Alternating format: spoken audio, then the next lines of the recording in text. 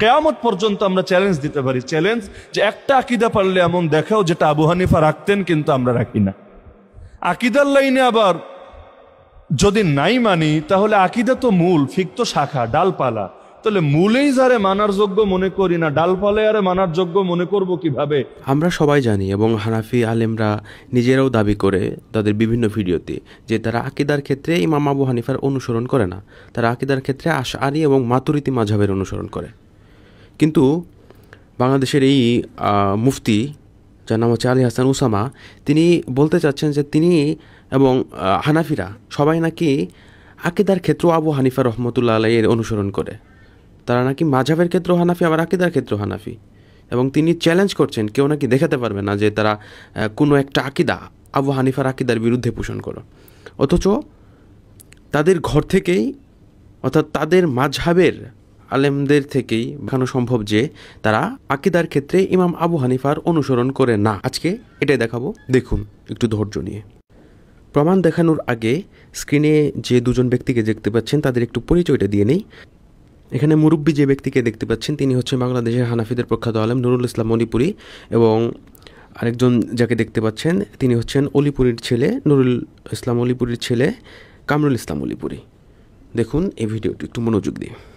আল্লাহ কোথায় আছেন? সর্বত্র। আল্লাহ কোথায় আছেন? সর্বত্র। এক প্রশ্ন থেকে জবাব আরো ছোট।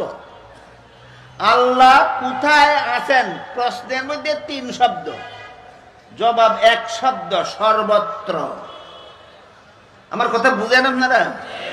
বুঝে থাকলে এবার বলুন তো, আল্লাহ কোথায় আছেন? সর্বত্র। ভিডিওর এই পার্টটি দেখে আমরা বুঝতে পারলাম যে বাংলাদেশের হানাফিদের আকীদা হচ্ছে আল্লাহ তাআলা সর্বত্র বিরাজমান। কিন্তু এবার জেনে নেব যে এটা কি ইমাম আবু হানিফারও আকীদা ছিল নাকি ইমাম আবু হানিফা অন্য আকীদা পোষণ করতেন। আল্লাহ কোথায় আকীদা, এই আকীদার ব্যাপারে যদি আপনাদেরকে জিজ্ঞেস করি, শুধু আবু হানিফা নন, 4 ইমামের মুত্তাফাক আকীদা। আল্লাহ সত্তাগতভাবে আরশে, সত্তাগতভাবে কোথায়? আরশে। 4 ইমামের সবার মুত্তাফাক রায়, সমন্বিত রায় এটা। ইমাম মালিকের তো প্রসিদ্ধ কওল, আল ইস্তিওয়া মা'লুমুন ওয়াল কাইফু মাজহুলুন ওয়াস সুআলু আনহু বিদআহ। আল্লাহ যে আরশে বিদ্যমান রয়েছেন সত্তাগতভাবে, এটা একদম জানাশোনা কথা, এটার উপর আমাদের ঈমান। কাইফিয়ত, কিভাবে আল্লাহ বসেছেন না শুয়েছেন না দাঁড়াইছেন, এই কথা জিজ্ঞেস করা গোমরাহি। কে বলেছেন? ইমাম মালিক। আবু হানিফার ফাতাওয়া তো আরো কঠিন। মাইয়াকুল আইনাল্লাহু লা আ'লাম ফাকাদ কাফার। আবু হানিফার ফাতাওয়ার সার অংশ কথা। আবু হানিফা বলেন যে ব্যক্তি বলবে আল্লাহ কোথায় আমি জানি না, হে কুফরি করছে। কেন? আল্লাহ নিজে বলছেন আল্লাহ আরশে।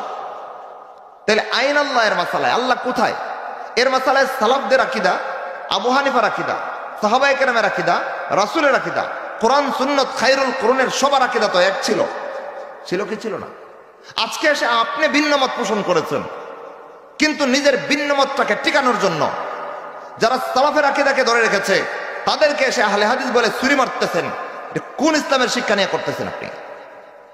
শামসুদ্দিন যাহাবী রাহিমাহুল্লাহ ইতিহাস বিখ্যাত একজন মুহাদ্দিস, যার কাছ থেকে ইলমে ইস্তেফাদা না নিলে, যার কাছ থেকে হাদিসের ফায়দা না নিলে কোনো মানুষ মুহাদ্দিস বললে নিজেকে পরিচয় দিতে পারে না। এমন এক গুরুত্বপূর্ণ ব্যক্তিত্ব হাদিসের শাস্ত্রে শামসুদ্দিন যাহাবী রাহিমাহুল্লাহ।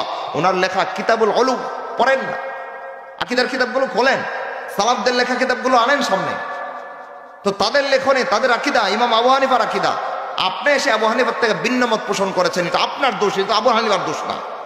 আবু হানিফার সাথে যদি অন্য কারো আকীদা মেলে, এটা তো আপনার, এটা তো ওই লোকের দোষ না, দোষ তো আপনার। আপনার আকীদা গরমিল করছেন কেন? ঠিক কিনা ভাই? কারণ এই কথা আমরা বললে আমরা আহলে হাদিস। কিরে ভাই, আবু হানিফার আকীদার পক্ষে আকীদা পোষণ করলাম আমি আহলে হাদিস, তাইলে হে হানাফি কেমন হলো? আবু হানিফার বিরুদ্ধে আকীদা শিক্ষা, অদ্ভুত হানাফি স্লোগান। যেরকম ভাবে আমাদের সমাজে এমন বেদাল্লা একদল সুন্নাত পালনকারী আছে, সব সময় আহলে সুন্নাত ওয়াল জামাত শিরোনাম ব্যবহার করে দলের প্রত্যেকটা কার্যক্রমে বেদাতের প্রচলন করে, এইরকম বেদাল্লা একদল হানাফি বের হয়েছে, নামে হানাফি, কাজে কর্মে আবু হানিফার কিচ্ছু নাই। ওই লোকগুলোর সামনে যখন আবু হানিফার মাসলাক মানহাজ পেশ করা হয় তখন সহ্য হয় না, প্রতিবাদ করার আর কোনো দলিল খুঁজে পায় না, পেছন থেকে জোরে দেয় আহলে হাদিস, আহলে হাদিস। আছে না নাই কিছু লোক? ওই লোকগুলো এসে আমাদেরকে শিল মারে, আহলে হাদিস হয়ে গেছে।